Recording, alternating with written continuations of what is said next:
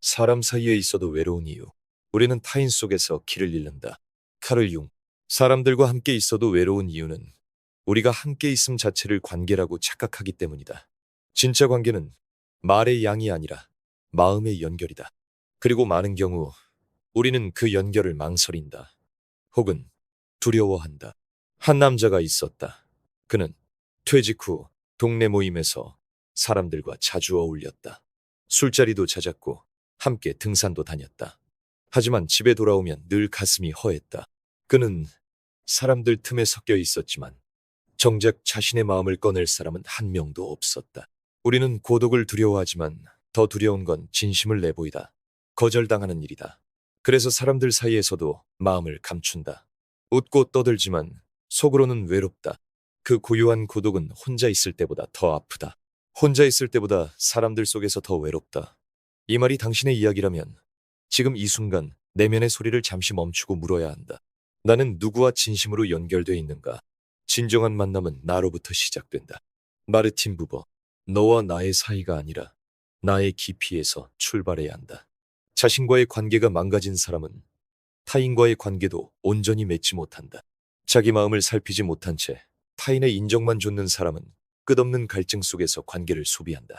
한 여성이 있었다. 그녀는 모두에게 친절했다. 웃었고 배려했으며 부탁을 거절하지 않았다. 그래서 사람들은 그녀를 좋아했다. 하지만 어느 날 그녀는 지쳐 쓰러졌다. 왜냐하면 그 모든 친절은 사랑받고 싶은 욕망의 탈이었기 때문이다.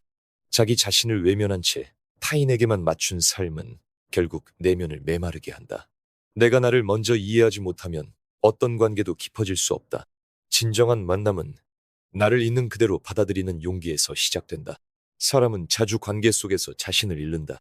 프리드리히 니체. 사람들은 관계 속에서 자기를 꾸민다. 타인의 기대에 맞추기 위해 혹은 버림받지 않기 위해. 그리하여 진짜 나는 점점 희미해지고 결국엔 내가 누구였는지조차 잊는다. 한 청년은 연인과의 관계에서 항상 맞춰주기만 했다. 웃고 이해하고 양보했다. 결국 연인은 말했다. 넌 네가 없어. 그는 충격을 받았고 그제야 깨달았다. 사랑받기 위해 너무 많은 것을 포기했던 자신을. 관계 속에서 자기를 잃는다는 건 사랑을 가장한 자기 상실이다. 진짜 관계는 타인 앞에서 자신을 숨기지 않아도 괜찮다는 신뢰 위에 세워진다. 그리고 그 신뢰는 나로부터 시작된다. 자기 자신에게 정직한 사람만이 타인과의 진짜 연결을 경험할 수 있다. 마음이 닫힌 자리에 어떤 대화도 닿지 않는다. 장자크 루소. 말을 주고받는다고 해서 마음이 오가는 건 아니다. 마음은 닫혀 있으면 닿지 않는다. 그리고 우리는 종종 스스로 문을 걸어 잠근다. 상처받고 싶지 않아서, 거절당하고 싶지 않아서. 어느 노부부가 있었다. 남편은 늘 말이 없었고 아내는 그 침묵에 상처를 받았다. 왜 말이 없냐고 묻자 남편은 조용히 말했다. 한때는 말했지. 근데 당신은 늘 비난했어. 그래서 이제 말하지 않기로 했어. 그 순간 아내는 울었다. 그 긴 세월 동안 서로가 닫은 마음의 문을 깨닫지 못했던 것이다. 말은 감정의 다리가 아니다. 신뢰가 먼저 쌓이고 그 위에 말이 놓일 때 진짜 소통이 시작된다. 마음이 닫힌 자리에 대화를 얹으려 하지 말라. 먼저 그 마음의 문부터 열어야 한다. 고독을 견딜 수 있는 사람만이 진짜 관계를 맺을 수 있다. 파울 틸리히. 혼자 있을 줄 아는 사람만이 타인에게 집착하지 않는다. 관계에 목숨을 걸지 않기에 상대의 자유를 보장한다. 그리고 그 자유 안에서 오히려 더 깊은 신뢰가 자란다. 한 작가는 매일 혼자 카페에 앉아 글을 썼다. 친구들은 넌 외롭지 않냐고 물었지만 그는 말했다. 나는 외로움을 아는 사람이야. 그래서 누군가를 필요로 하지 않고도 진심으로 만나고 싶을 수 있어. 그에게 관계는 도피가 아니라 선택이었다. 고독을 두려워하지 마라. 고독을 아는 사람은 얕은 관계에 목마르지 않는다. 그는 정막 속에서도 스스로를 위로할 수 있고 그렇기에 타인을 얽매지 않고 사랑할 수 있다. 이제 당신에게 묻고 싶다. 당신은 지금 누구와 함께 있어도 편안한가? 아니면 함께 있어도 어딘가 허전한가? 그 외로움은 사람 때문이 아닐 수 있다. 당신이 당신 자신과 아직 화해하지 못했기 때문일 수 있다. 먼저 자신과 대화하라. 마음 깊은 곳에 어떤 문이 닫혀 있는지 그 문을 여는 순간 세상과의 관계도 다시 열릴 것이다. 그 사람은 나를 싫어하는 걸까? 라는 착각의 심리학. 우리는 타인의 침묵 속에서 스스로의 불안을 듣는다. 미셸 드 몽테뉴. 어떤 날은 이런 생각이 든다. 저 사람 나를 싫어하나? 왜 인사만 하고 말을 안 걸지? 나한테 뭔가 불만이 있는 걸까? 그러나 진실은 대부분 아무 일도 없다는 것이다. 우리가 읽은 침묵은 상대의 감정이 아니라 우리의 불안이다. 한 직장인이 있었다. 팀장이 그날따라 말이 없자 그는 밤새 고민했다. 내가 뭘 잘못했지? 눈치 없이 질문했나? 혹시 내가 밉나? 다음날 팀장은 말했다. 어제 어머니가 편찮으셔서 정신이 없었어요. 그제야 그는 안도했지만 또 동시에 깨달았다. 우리는 얼마나 자주 타인의 침묵을 자기 비난으로 해석하고 있는가? 사람은 자신이 두려워하는 방식으로 세상을 해석한다. 쇼펜하우어. 자존감이 낮은 사람은 세상을 거절과 배제의 시선으로 본다. 아무 말 없는 상대의 표정 속에서 괜한 미움을 찾아낸다. 가끔은 아무도 그를 미워하고 있지 않는데도. 어린 시절 늘 눈치를 보며 자란 한 아이가 있었다. 부모의 감정 기복에 휘둘리며 그는 늘 내가 뭘 잘못했지를 먼저 떠올렸다. 그렇게 자란 그는 어른이 되어서도 타인의 짧은 말투에 무표정한 얼굴에 불안을 느꼈다. 그의 감정은 과거에 길들여진 감각이었다. 우리 대부분이 그렇다. 사람이 무섭고 관계가 어렵고 가까이 가는 게 망설여질 때 그 감정은 지금의 현실보다 과거의 상처에서 온 것일 수 있다. 우리가 두려운 건 사람 자체가 아니라 거절당할 가능성이다. 알프레드 아들러. 사람을 피하게 되는 이유는 그 사람이 싫어서가 아니라 내가 거절당할까봐 두렵기 때문이다. 누군가에게 다가가기 전에 머릿속엔 온갖 시나리오가 펼쳐진다. 말 걸었다가 무시당하면 어떡하지? 나를 이상하게 보면 어떡하지? 그래서 우리는 미리 포기한다. 그리고 말한다. 그 사람이 나를 싫어하는 것 같아서. 하지만 사실은 내가 나를 싫어하는 마음이 먼저 작동한 것이다. 거절에 상처받을 준비가 안 되어 있어서 스스로를 먼저 숨긴다. 그것이 관계를 끊는 가장 교묘한 방식이다. 그리고 안타깝게도 대부분의 관계는 그렇게 어긋난다. 자기 안의 그림자를 인정하는 사람만이 타인을 있는 그대로 볼 수 있다. 칼을 이용. 타인을 바라보는 우리의 눈은 결코 중립적이지 않다. 내 안에 불편한 감정이 있을수록 그 감정은 타인의 표정과 말에 투영된다. 예컨대 내가 나의 질투를 인정하지 않으면 잘 나가는 친구를 보면 괜히 마음이 불편해지고 그 친구의 행동을 재수 없다거나 가식적이다라고 해석하게 된다. 인정하지 않는 감정은 왜곡이 된다. 그 왜곡은 타인과의 관계를 혼탁하게 만든다. 그리고 우리는 혼탁해진 그 관계를 저 사람이 이상한 것이라 여긴다. 하지만 거울을 보면 알 수 있다. 우리가 본 얼굴이 왜곡되었다면 거울을 탓하기 전에 내 시선을 먼저 점검해야 한다. 관계의 80%는 내 마음이 만든 허상과 싸우는 일이다. 에리 프롬. 어떤 사람과 어색하다면 꼭 기억해야 할 것이 있다. 지금 내 마음이 만들어낸 해석이 사실과는 다를 수 있다는 것. 상대는 단지 피곤했거나 걱정이 있거나 말을 건네기 어려운 성격일 뿐일 수도 있다.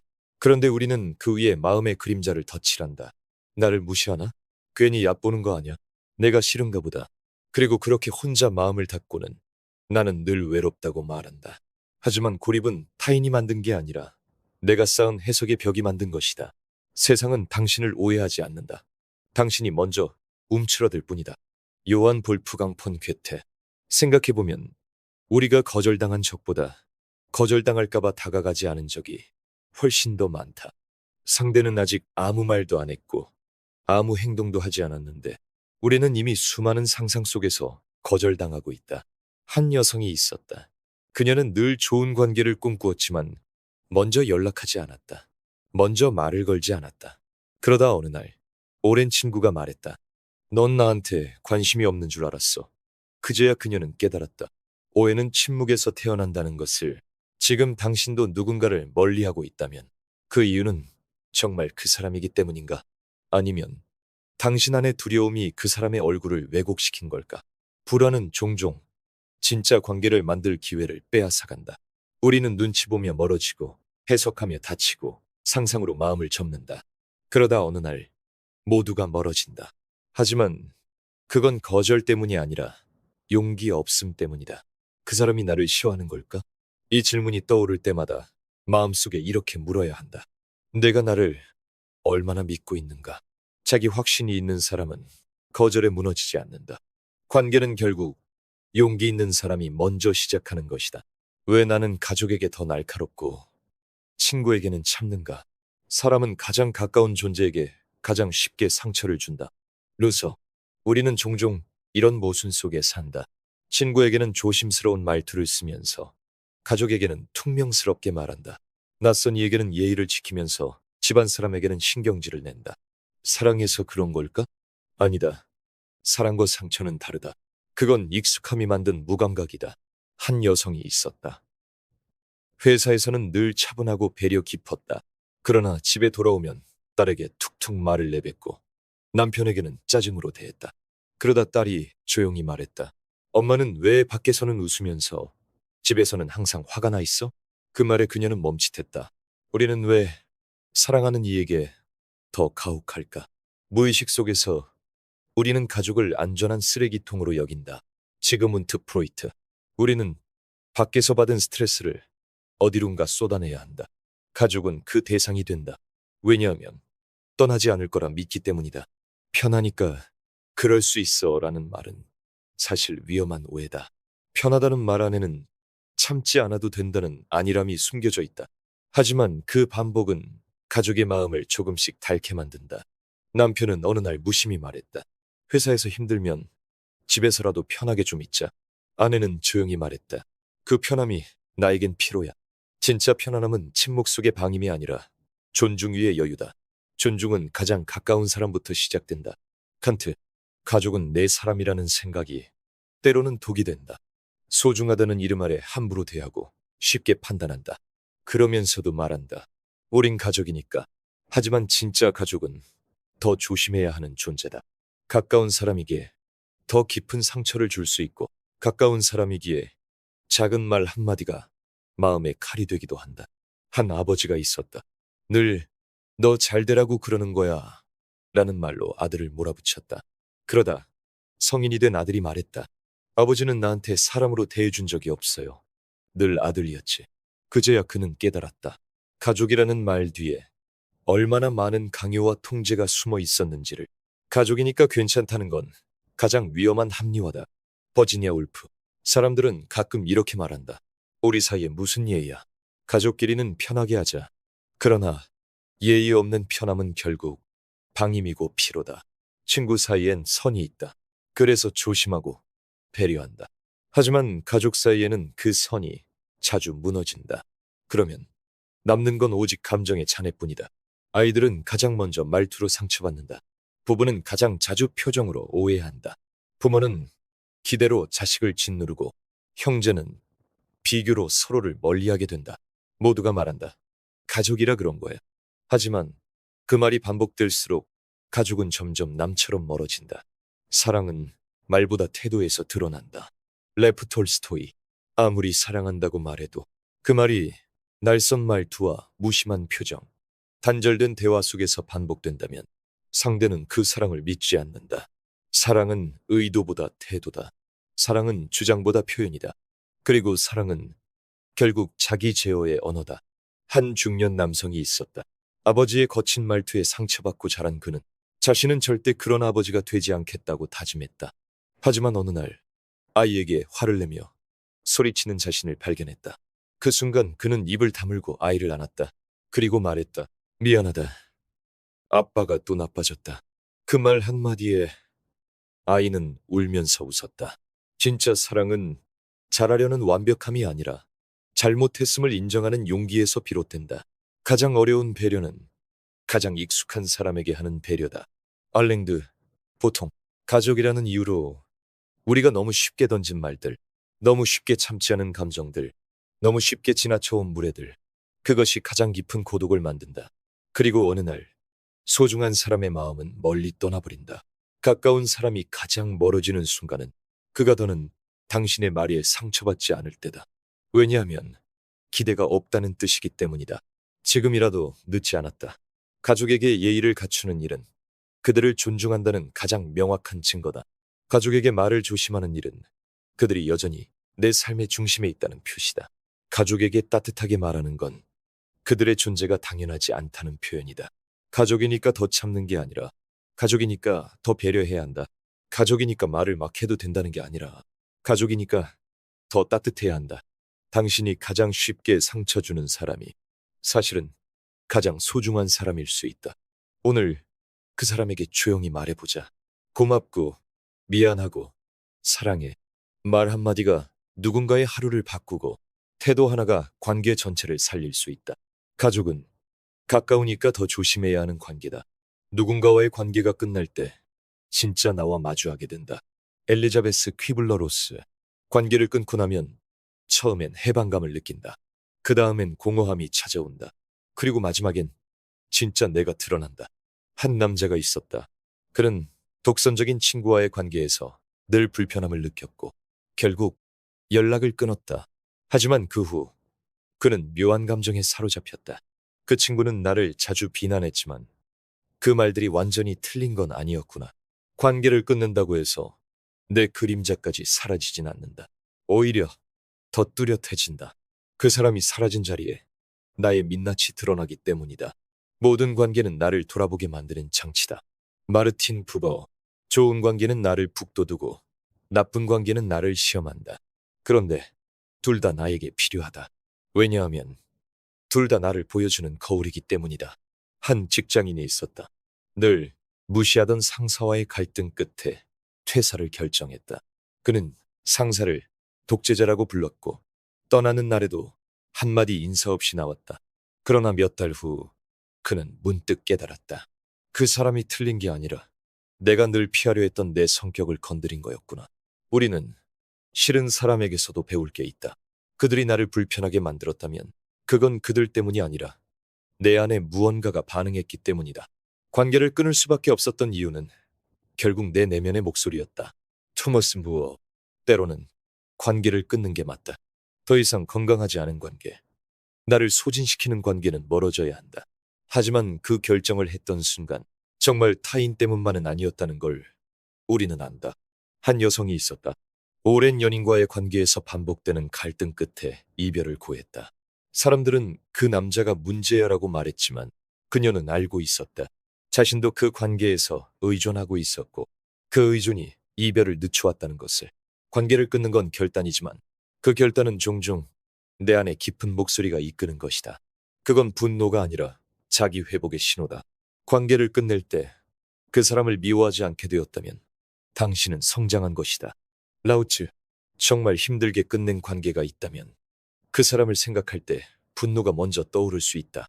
하지만 시간이 흐르고 어느 날 그 얼굴이 떠올라도 마음이 편안하다면 당신은 그 관계를 경험으로 만든 것이다.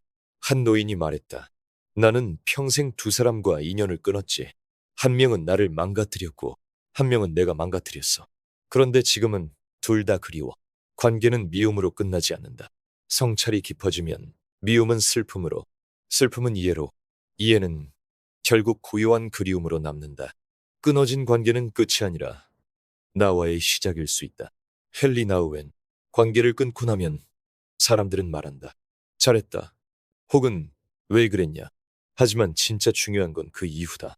내가 그 관계를 통해 나에 대해 무엇을 보았는가?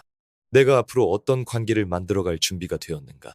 관계를 끊고 나서야 우리는 비로소 어떻게 사랑해야 하는지, 어떤 말이 상처가 되는지, 어떤 기대가 독이 되는지, 어떤 침묵이 거리감을 만든다는 것을 깨닫는다. 그래서 관계의 끝은 사람이 아니라 나에 대한 통찰로 이어져야 한다. 어떤 사람과의 인연을 끊었다고 해서 그 시간이 사라지는 건 아니다.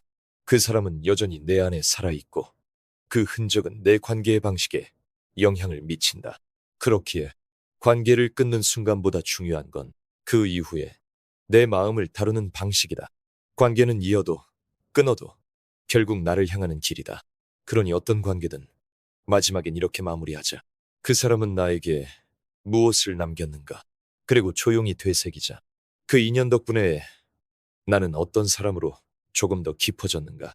연락 안 하면 그냥 끝나는 사이였던 거야. 관계가 소리 없이 무너지는 순간 관계는 폭발로 끝나지 않는다. 대개는 조용히 서서히 식는다. 조엔 디디온. 우리는 대개 이별을 말로 정의하려 한다. 이젠 끝이야. 더는 못하겠다. 하지만 현실의 관계는 그렇게 명확하게 끝나지 않는다. 어느 날 연락을 미뤘다. 내일 하자고 생각했다. 그리고 그 내일은 오지 않았다. 다음 날은 애매했다. 이젠 좀 늦은 것 같아. 그 다음엔 먼저 연락하긴 싫어가 되고, 그 다음엔 서로 안 한 거니까 괜찮아가 된다. 그러다가 문득 깨닫는다. 그 사람과 마지막으로 연락한 지 2년이 지났네. 관계는 대개 말이 아니라 침묵으로 끝난다. 가장 조용한 이별이 때로는 가장 깊은 단절을 만든다. 파울로 코엘료, 한 남자가 있었다. 10년 된 친구와 마지막으로 연락한 건 그의 생일이었다. 오늘은 바빠서 나중에 축하 전화할게. 그게 마지막이었다. 다음 해생일엔 둘 다 아무 말도 없었다. 그 다음 해도 마찬가지. 그렇게 10년의 우정은 어느 봄날의 침묵 속에서 조용히 사라졌다. 이별이 항상 눈물과 싸움으로 오는 건 아니다. 대부분의 관계는 싸우지도 않고 설명도 없이 그저 아무 말 없이 스르르 사라진다. 그리고 그게 가장 뼈 아프다. 누가 먼저 연락 안 했는지는 중요하지 않다. 중요한 건 아무도 기다리지 않았다는 것이다. 알랭드, 보통 사람들은 종종 이렇게 말한다. 먼저 연락해봐. 네가 양보하면 돼. 하지만 마음이 식은 사람은 기다리지 않는다. 그리고 마음이 멀어진 사람은 연락이 없어도 서운해하지 않는다. 연락이 없는 사이를 그냥 내버려 두는 건 그 사람이 나를 안 기다렸기 때문이기도 하고, 내가 그 사람을 굳이 붙잡고 싶지 않았기 때문이기도 하다. 그 무관심 속에 숨어 있는 건 아쉬움이 아니라 포기다. 관계는 끊는 게 아니라 흐려지는 것이다. 장폴 사르트르. 사람은 기억으로 연결되어 있다. 하지만 그 기억도 시간이 흐르면 뿌옇게 흐려진다.